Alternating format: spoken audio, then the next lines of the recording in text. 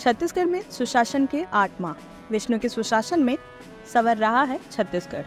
छत्तीसगढ़ में नई सरकार की कमान संभालते ही मुख्यमंत्री विष्णुदेव साय ने राज्य की अर्थव्यवस्था को मजबूत करने के साथ ही वनांचलों के विकास की रोशनी पहुंचाने, प्रशासन में पारदर्शिता और सुशासन लाने के लिए पहल की।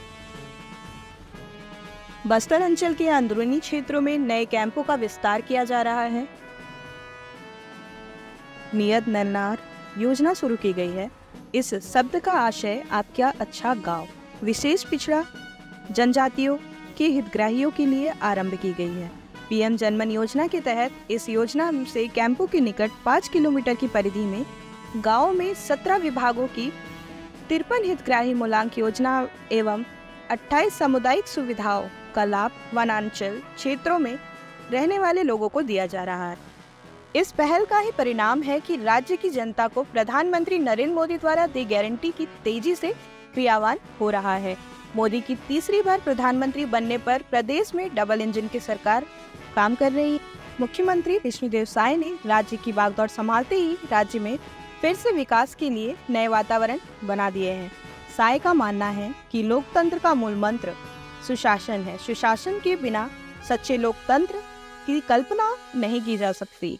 इन किसानों को दीनदयाल उपाध्याय कृषि मजदूर कल्याण योजना के अंतर्गत 10,000 रुपए वार्षिक सहायता राशि देने का निर्णय लिया है। अंत्योदय एवं प्राथमिकता राशन कार्ड धारी 68 लाख परिवारों को अगले 5 सालों तक निःशुल्क खाद्यान्न वितरण का निर्णय प्रदेश सरकार द्वारा लिया गया है।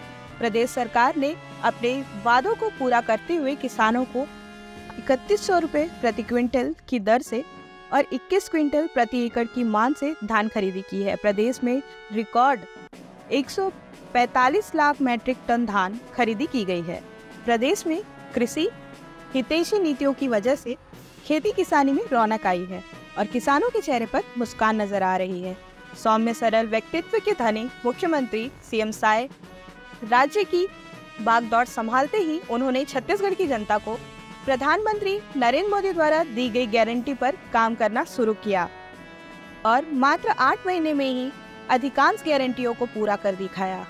कम समय में जनता को दी गई गारंटी को पूरा करने के लिए यह उनकी प्रशासनिक कुशलता और सफल नेतृत्व के द्योतक है। मुख्यमंत्री के नेतृत्व में 8 माह की अल्पावधि में कई जन हितकारी फसलों को समाज के हर वर्ग की तरक्की और खुशहाली अनेक कदम उठाए गए हैं। सरकार की लोकप्रियता का ग्राफ तेजी से बढ़ता जा रहा है। प्रदेश सरकार सबका साथ, सबका विकास, सबका विश्वास और सबका प्रयास ध्येय वाक्य को लेकर जनता की दिन रात सेवा कर रही है। मुख्यमंत्री विष्णुदेव साय सरकार ने एक और गारंटी को पूरा करने के लिए महतारी वंदन योजना की शुरुआत की। छत्तीसगढ़ को गढ़ने और संवारने में मातृशक्ति का अहम भूमिका है। महतारी वंदन योजना से प्रदेश में लगभग 70 लाख महिलाओं को लाभ मिल रहा है। पूर्व प्रधानमंत्री भारत रत्न अटल बिहारी के जन्म दिवस सुशासन दिवस 25 दिसंबर को राज्य में लगभग 13 लाख किसानों के बैंक खाते में 2 साल के धान का बकाया बोनस 3,716 करोड़ रुपए की अंतर राशि अंतरित की गई। प्रधानमंत्री नरेंद्र मोदी ने कहा था कि युवाओं के भविष्य के साथ खिलवाड़ करने वाले बख्शे नहीं जाएंगे। मुख्यमंत्री ने मोदी की इस गारंटी पर त्वरित अमल करते हुए पिछले सरकार के कार्यकाल में राज्य सिविल सेवा परीक्षा पीएससी 2021 में हुई गड़बड़ी और अनियमितता की जांच का काम सीबीआई को सौंप दिया है। प्रदेश सरकार ने मोदी की गारंटी के अनुरूप राज्य सरकार ने जनहित को देखते हुए महादेव सट्टा केस भी सीबीआई को सौंप दिया है। इसके अलावा बेमेतरा जिले में बिरनपुर प्रकरण की भी सीबीआई जांच करने का भी निर्णय लिया है। विष्णुदेव सरकार ने मोदी की गारंटी के अनुरूप रामलला दर्शन योजना शुरुआत की।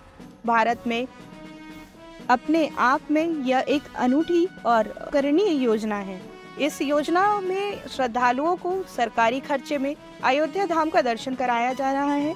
प्रभु श्री का नैनीहाल छत्तीसगढ़ माना गया है। इस कारण वे हमारे लिए और अधिक पूजनीय हैं।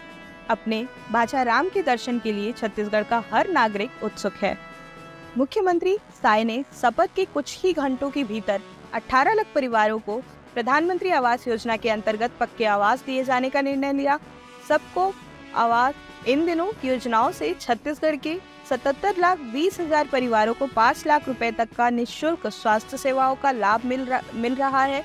प्रदेश सरकार ने राज्य में तेंदुपत्ता संग्राहकों की पारिश्रमिक दर को 4,000 रुपए प्रति मानक बोरे से बढ़ाकर 55,000 रुपए कर दिया गया है। साल 13,05,000 तेंदुपत्ता संग्राहकों को 855 करोड़ 80 लाख रुपए का भुगतान किया गया है। आदिम जाति एवं अनुसूचित जाति विभाग द्वारा नई दिल्ली में संचालित यूथ हॉस्टल में यूपीएससी की तैयारी के लिए अभ्यर्थियों को सीटों की संख्या 50 से बढ़ाकर 185 कर दिया गया है। राजधानी रायपुर में नालंदा परिसर की तरह ही प्रदेश में 13 और नगरीय निकायों में सर्व सुविधा युक्त लाइब्रेरी का निर्माण किया जाएगा। प्रदेश में स्वास्थ्य सुविधाओं को मजबूत करने मेडिकल शिक्षा का लगातार विस्तार किया जा रहा है। संभाग स्तर पर एम्स की तर्ज पर Chhattisgarh institute of medical science आरंभ करने का निर्णय लिया गया है। युवाओं को बड़े पैमाने पर रोजगार प्रदान करने और अर्थव्यवस्था को तेज रफ्तार देने प्रदेश की नई औद्योगिक नीति 1 नवंबर 2024 को लागू की जाएगी।